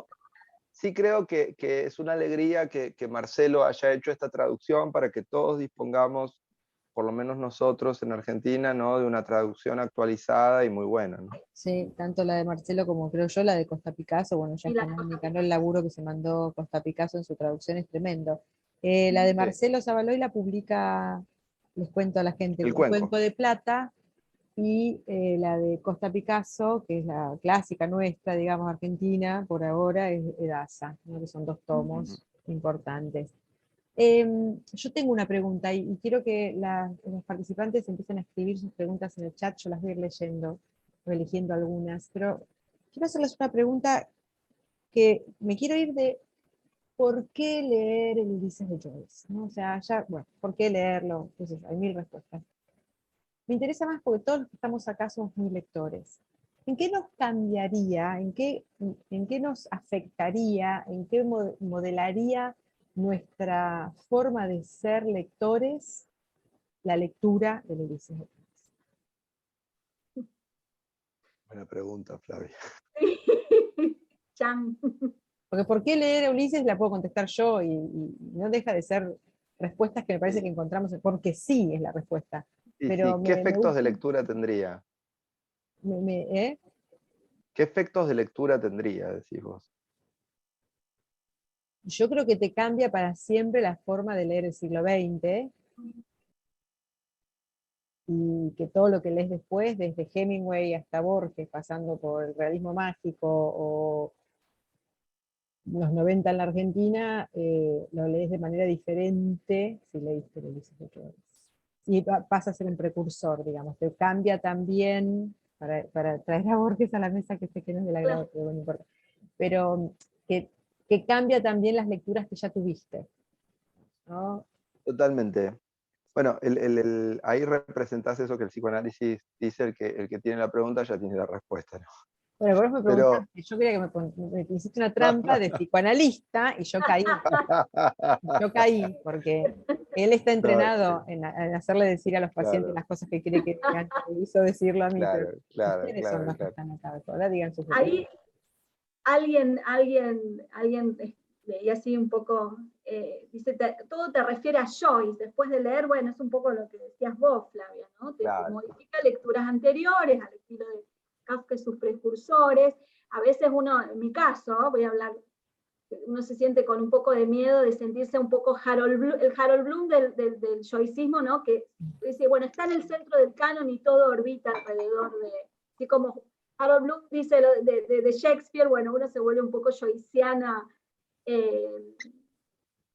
Pero yo creo que la forma de leer, sí, ¿no? Te convierte, no, crea sus lectores, Joyce también, ¿no? Que te crea como un nuevo lector. Qué difícil, porque son tantas sensaciones. Acá ya se habla un poco del plano de las sensaciones. Acá alguien comprende, ¿se puede cambiar la vida de una persona? Sí, yo creo que sí. A mí por lo menos me la cambió. Nunca me imaginé estar guiando, coordinando grupos de lectura, o sea, una cuestión práctica, eso por un lado. Pero si no, te abre también a muchas otras lecturas, ¿no? Es un libro que te despierta mucha curiosidad, y que abre muchos caminos, muchos caminos. ¿No? Sí, totalmente. Yo, yo creo que tomaría la idea de dos ideas. Una ya la dije y es la de la técnica, diríamos, ¿no? Es decir, hay algo de la técnica de Joyce que, si me permiten, yo soy maradoniano, como que es maradoniana, digamos, ¿no? Es decir, no hay algo mayor, digamos, en que se pueda ver en un escritor una cantidad de recursos, digamos, para escribir como los que tenía Joyce, y creo que eso es lo que lo distingue de esa tríada modernista que él comparte con Kafka y con Proust, ¿no? Es decir, nos guste más Proust o nos guste más Kafka, ¿no? Joyce es más dotado, diríamos, ¿no? Uno ve eso, ¿no? Hay una cuestión técnica que me parece que es muy importante, incluso para pensar la técnica, incluso para pensar en un siglo como nuestro siglo, el XXI, donde la técnica es muy importante, digamos, ¿no? Estamos en el siglo de la técnica. Entonces, me parece que la técnica es algo clave, incluso a descifrar, digamos, en el Ulises, digamos, ¿no? La multiplicidad, la complejidad, la máquina que es el Ulises, digamos, ¿no? La máquina eléctrica que es el Ulises. Y por otro lado, también creo que siempre es muy importante la ambición, ¿no? Como que creo que también es un testimonio de toda la ambición, llamémosle así, en el buen sentido de la palabra, en el sentido épico de la palabra, ¿no? Néstor Sánchez, un gran escritor argentino, decía, cuando escribió, después de escribir el último libro, decía, y le preguntaban, ¿y por qué no escribís más? Él decía, se me acabó la épica, ¿no? Es decir, la escritura es una épica, ¿no? Y en ese sentido me parece que la ambición de Joyce es impresionante, digamos, ¿no? Es decir, como que también demuestra de todo lo que es capaz un escritor, para ponerlo ¿no? O sea, no es solamente el chiste de que el escritor quiere contar una historia, como se dice, ¿no? Como que digo, siempre que un escritor les diga, yo lo único que quise es contar una historia, los está chamullando, digamos, ¿no? Como digo, un escritor quiere muchas cosas más, ¿no? Y a su vez siempre se enfrenta, como dijimos hoy, a los discursos y al lenguaje de su tiempo, ¿no? Y en ese sentido la ambición de Joyce es como tremenda, y creo que la medida de la ambición de Joyce la tenemos justamente en la consumación del Ulises, es decir, como es comparable su ambición con su logro, en ese sentido, ¿no? Entonces creo que también eso es importante, sobre todo, Flavia decía, todos los que estamos acá somos lectores, bueno, quizá muchos escriban, ¿no? Y digo, un escritor tiene que tener una ambición, ¿no? Porque es su fuerza, de algún modo eso, ¿no? Es su determinación. Y Joyce también es una muestra de esa tremenda fuerza y de esa tremenda ambición, digamos, ¿no? Y, o sea que justamente antes de comenzar el encuentro de hoy agarré un libro así, de la biblioteca, un poco al azar, de la Naquel Joyce, y hace bastante que no lo agarraba, que es este librito de Richard Ellman, 4 dublineses, y leí el primer párrafo, ¿no? Que dice, James Joyce pensó en su centenario, celebrado recientemente mucho antes que sus lectores. En el Bloomsday, Día de Ulises, de 1924, garabateó en un cuaderno de notas 16 de junio, 20 años después. ¿Recordará alguien esta fecha? ¿No? Y ahí yo creo que se ve, ¿no?, la ambición de este joven, de este joven Joyce, al quien George Russell le escribía la carta y le decía, por favor, no, parece que ya sabe, y eso no había escrito nada todavía. Estás muteado, Edgardo, sin querer ser que... ya, por favor, algo que sea publicable, ¿no? Gozar, Digo, algo ahí que... está Stephen, ¿no? Stephen Claro, Dedalus. claro. Dice, Stephen Dedalus se formula en el Ulises la misma pregunta mientras escribe unos versos de su último poema. ¿Habrá alguien en algún lugar que lea estas palabras escritas? Después inclusive se hace una broma, ¿no? Yo pensaba escribir poemas que me publicaban en la Biblioteca de Alejandría y no lo hice, ¿no? Es que esta época es muy Torturado. hipócrita porque al mismo tiempo que le exige mucho a los escritores y a cualquiera que tenga algún tipo de impulso artístico y les demanda mucho, ¿no? Parece que los inhibiera de sus ambiciones, digamos, ¿no? Y en realidad me parece que hay que tener también una gran ambición para escribir el Ulises, digamos, ¿no? Y también hay que tener una gran ambición para leerlo, ¿no? Hace poco me invitaron justamente Exactamente. a un taller de lectura del Ulises, ¿no? Hace poquito, y me acuerdo que el coordinador, un escritor, un amigo, Juan Matio, me decía, bueno, mirá, el grupo está un poquito caído, viste, como que digo, entraron al Ulises, pero estaban ahí medio atascados, dice, a ver si apuntalás, qué sé yo. Y me causaba gracia porque lo que yo les dije, le digo, bueno, hay que tener como muchas ganas de leer Ulises, ¿no? Quiero decir, no hay que entrar como a entrar el libro del verano de esta temporada, ¿no? Hay que entrar como con una determinación de ir a ver la muralla china, qué sé yo, ¿no? Como y de pagarse el pasaje para ir a ver la Así, muralla juntar la china, ¿no? Como, plata. claro, ¿no? Como onda, no es así nomás esto, ¿no? Sí, por supuesto. Yo siempre comento en los talleres, ¿no? Primero que es un libro que uno tiene que sentarse a leerlo, que no es el libro que te llevas a la cama para leer un rato antes de dormir, Pesa ¿no? demasiado. Eso por un lado, ¿no? Es como esto de poner el cuerpo, que por ahí suena, bueno, también, pero ¿no? Hay que leer activamente. Y después también no desanimarse, y hay un capítulo en especial, el capítulo 3, ¿no? Que es donde históricamente todo el mundo dice, lo dejé ahí, lo abandoné, ahora quiero retornar.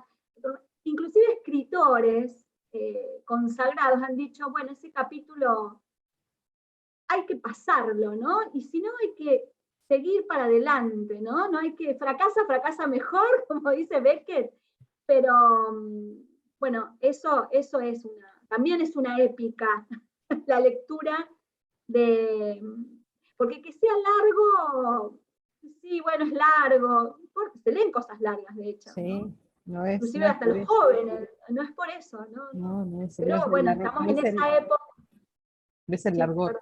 perdón. No es el largor, exacto. Sí. Eh, ahí voy a tirar algo que por ahí ya no da para discutir acá a estas alturas de la tertulia, pero me gustaba decir tertulia, en algún momento lo tenía que decir.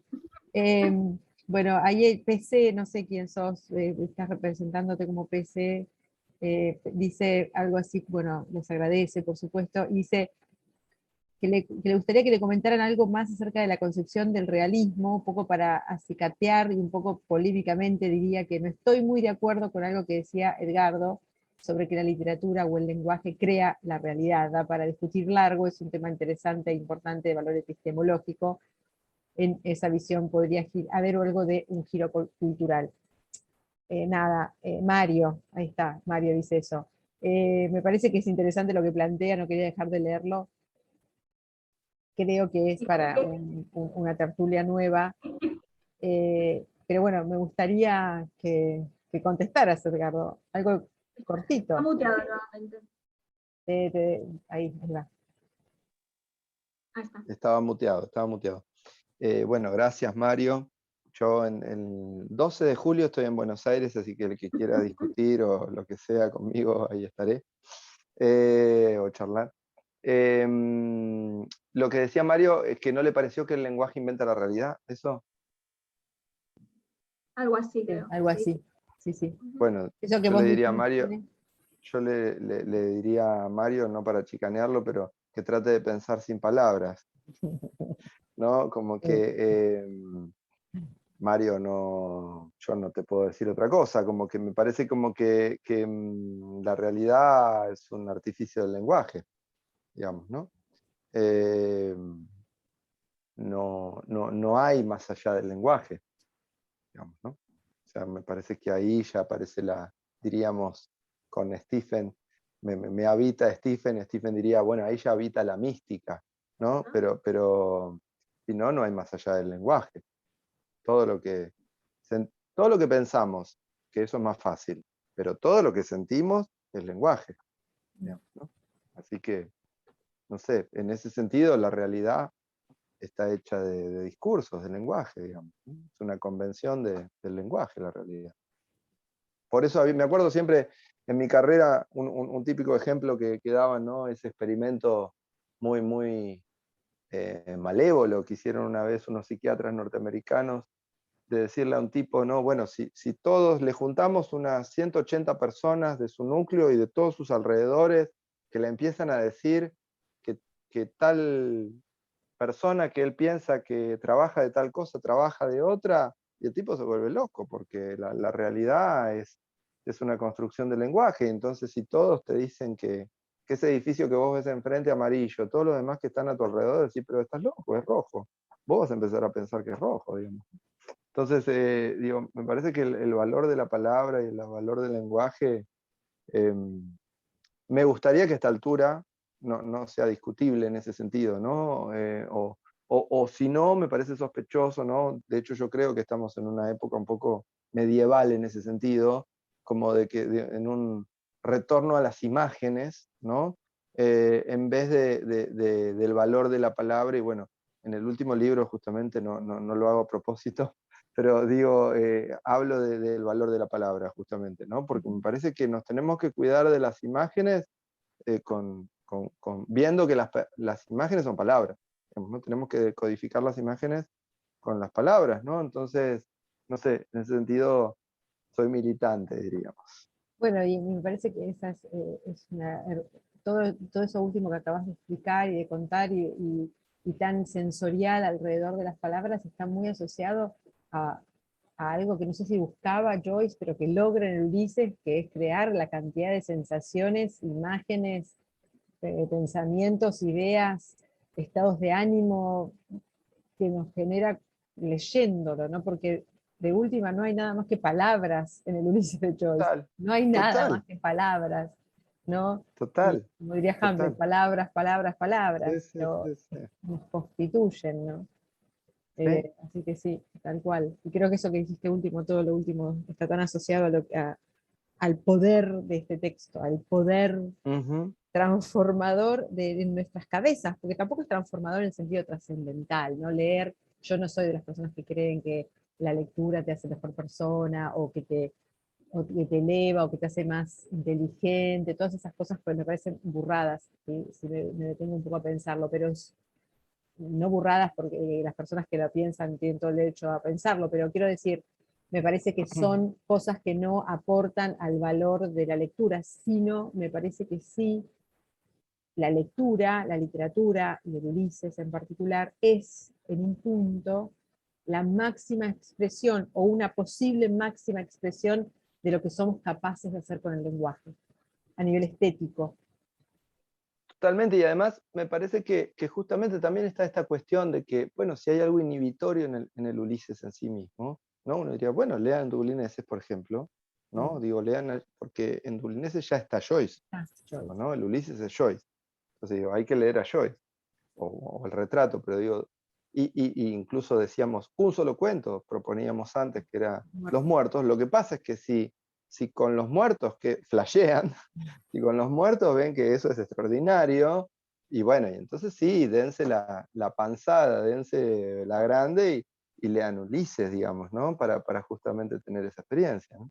Hay una traducción muy linda, no lo va a decir él, pero la traducción es preciosa de Edgardo de Dublineses, publicada por Ediciones Godot. Ahí la está mostrando Mariela, que las recomendamos mucho. Primero porque está muy actualizada, está muy bien hecha, muy de manera muy concienzuda, tiene una introducción preciosa, unas notas al pie que no abruman y que vale realmente la pena cada cosa que nos aporta de esto, ¿no? de un Joyce en esencia, que son sus cuentos de Dublineses, que luego se transforman de alguna u otra manera en paralelo en este día hermoso de Bloom en el Ulises, ¿no?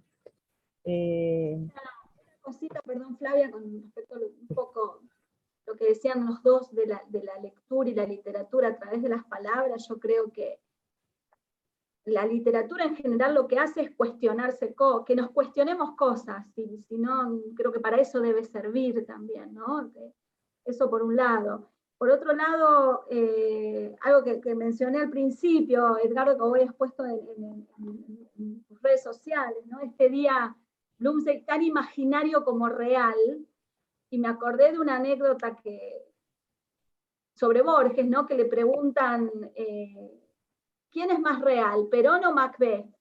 Y Borges dice, no, Macbeth, por supuesto. Como esa realidad que No, pero es que en realidad tiene razón Borges. Pero razón. claro que tiene razón. Mirá. Yo que estoy peleado con Borges, igual te digo que tiene razón. Ahí le das la razón. Debe haber pocas personas más reales que Macbeth, digamos todo. Aunque a Joyce no le pareciera tanto, le gustara más Claro. Ibsen. No, pero después, bueno, Shakespeare aparece en Ulises. Yo creo que ahí había una cuestión también de egos. Sí, más vale. Creo que la esposa le había dicho, ¿no? Porque quiere ser más que Shakespeare, una cosa así. Es una cosa así como los Beatles diciendo, más grandes, somos más populares que Jesús. Una jetoneada, diríamos nosotros. Jetoneada, sí. Por eso son tan lindas las cartas, ¿no? En las que se confiesan, ¿no? Sí. Claro. Bueno, esa novela no me pareció tan buena, porque qué que haga. Bueno. Sí. Chicos, está abierto el micrófono porque Juana quiere decir algo. Juana, ¿estás ahí? Sí, ¿qué tal? No Juana. sé si me escuchan. Te escuchamos muy bien. Bueno, yo quisiera agradecer profundamente en nombre de APRIR, que es la Asociación de Profesores de Inglés de Rosario. Que yo no nombré al principio, pero que junto a no APRIR importa, y el tercer lugar generaron este espacio, perdón, Juana. No, de ninguna manera. Bueno. Yo lo que quiero decir es que la conocemos a Mariela desde hace mucho tiempo. Yo he hecho muchos talleres con ella, y un poco la lectura de Ulises en grupo comenzó en una charla informal con Mariela. Este año estoy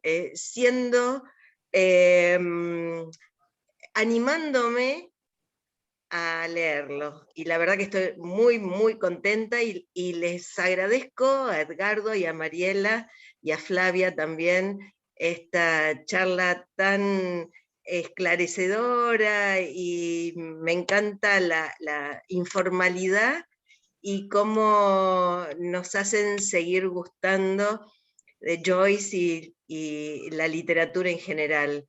Hay un montón de cosas que yo no sé, y bueno, y me encantaría seguir incursionando, y esta charla realmente me dio ese puntapié. Así que en nombre de April, bien rosarino, yo también me como las heces como Mariela, les agradezco a todos los presentes y a ustedes sobre todo por ser tan amables y tan esclarecedores en esta cuestión. Así que eso solo quería decir. Muchas gracias, Juan. Ahí Gracias. estaban preguntando, Mariela da talleres de lectura de Joyce en el tercer lugar. Ahí alguien pone Carlos Gamerro también, da talleres preciosos en el Malva.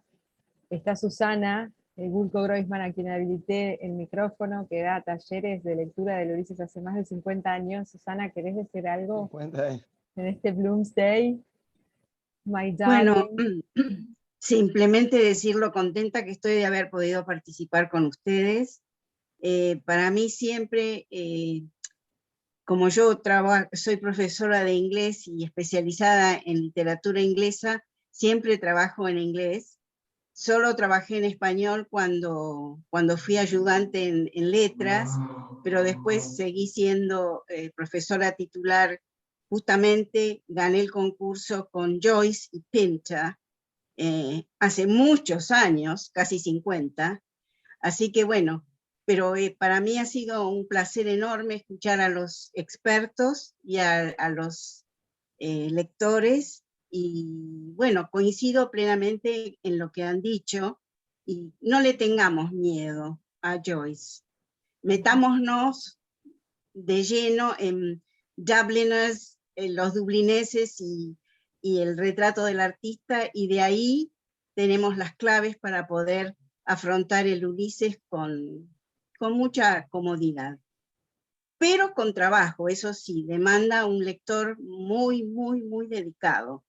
Pero bueno, los capítulos que son para especialistas, realmente dejémoslos para los especialistas.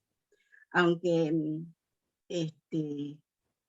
a mí, como por lo obsesiva que soy, siempre tengo que leer todo. Reconozco que hay episodios en el Ulises que me han derrotado, pero he gozado y sigo gozando. ¿Cómo? Pero otros has ganado. Sí, otros sí, pero bueno, reconozco que es un placer y agradezco muchísimo la invitación a compartir este Zoom. Hasta muy pronto. Gracias. Muchas gracias. Gracias Muchas por estar. Gracias. Acá hay gente que realmente sabe muchísimo y es un honor. Y es una alegría, y para mí, y un poco para ir cerrando, si les parece, chicos, que es muy tarde también para Edgardo allá en Francia, que gracias por darnos este rato, gracias, querido. Es el traductor más nuevo que tenemos de Joyce, ¿no? La traducción más nueva que hay de dublineses es suya, es de Edgardo, y con muchísima humildad ha compartido con nosotros este tiempo. Alguien que le han publicado... no me van a pagar, no me van a pagar te vamos a 10.000 pagar en euros, como especias habíamos cuando vengas. ¿No eran 10.000 euros? Una libra como le pagaban a yo. Tenemos algunas monedas de la India que yo guardo un montón, tenemos patacones, rosarinos, te vamos a dar un montón de plata cuando vengas. Lecoq. Sí, de todo. Pero bueno, creo yo que haber sido, ahora ya quedamos pocos, ¿no? Le pagamos en canoli, te voy a pagar en pastas. Llegamos a ser 120 personas en un Zoom un jueves a la noche para hablar de un libro que muchos de nosotros a lo mejor no leímos, pero que nos interesaría leer, para celebrar la palabra en el sentido más religioso posible, que es que nos enaltece, que nos convoca, que nos une, que nos provoca, con uno de los libros más bellos jamás escritos. Es una fiesta. Así que estoy muy feliz y muy agradecida, Mariela. Muchísimas gracias por esta idea, gracias por convocarlo. Gracias a Edgardo, querido, toda nuestra admiración y agradecimiento. Léanlo, además de leer traducciones. Y cuando vengas a Buenos Aires nos conectamos y a lo mejor podemos Dale, por supuesto, darnos un tomémonos abrazo. algo. A Rosario también estás invitado, Edgardo. Sí, claro que Lo, sí. lo estoy pensando, lo estoy Por pensando. supuesto, Rosario siempre estuvo cerca, podés venir. Comería una boga ahí al vino Ah, qué blanco. rico, al lado del Ah, río. perfecto, estás invitado, muchísimas Dale, gracias. dale. No Dale, solo dale. la traducción de Dublinés es hermosa, sino yo voy a hablar de Caminantes, que es un libro que Caminantes me es fascina. uno de mis libros más preferidos de los últimos tiempos. Sí, porque me Oh. gusta mucho la figura del caminante, así Un que hermoso libro, no Caminantes. pude Que, estar que en les Rosario. cuento que ahora sale en España. En septiembre sale en España, estoy muy contento con eso. Felicitaciones. Felicitaciones. Que se Y venda Contacto mucho. también es un libro maravilloso, así que bueno, no Somos solo medio no fans las tuyas. somos tus fans. Vamos, vamos. Bueno, Muy bien. Gente, Muchísimas muchísimas gracias. Gracias. muchísimas Gracias, gracias, María. gracias a Prir también. Y, Bueno, y bueno, después y veo por muchas mail les caras vamos a conocidas. por mail les vamos a pasar los talleres de Mariela que los lleva de la mano a leer Ulises. Bueno, gracias a las dos. Mariela es divina y vos también. Y para mí es conmovedor también estar como finalmente en un cenáculo de profesores de inglés, porque como un poco lo cuento ya ahí, incluso en ese prólogo, si bien mi familia era irlandesa, yo tuve que recuperar el idioma estudiándolo, y por ende yo lo recuperé a través de los profesores de inglés, digamos, ¿no? Y yo leía Joyce en una fotocopia a los 17 años, así que la película empezó ahí, así que para mí es muy hermoso también celebrar eso. Fantástico, gracias. Thank you. Thank you, thanks a lot. You're welcome. Bueno, Gracias a todos. Bueno, Nos nos vemos vemos. pronto en otro Chao. encuentro en el gracias tercer lugar. Flavia. Gracias, gracias. Ricardo, Prir, todos. Saludos a todos y a todas. Muchas caras conocidas lindas. Gracias.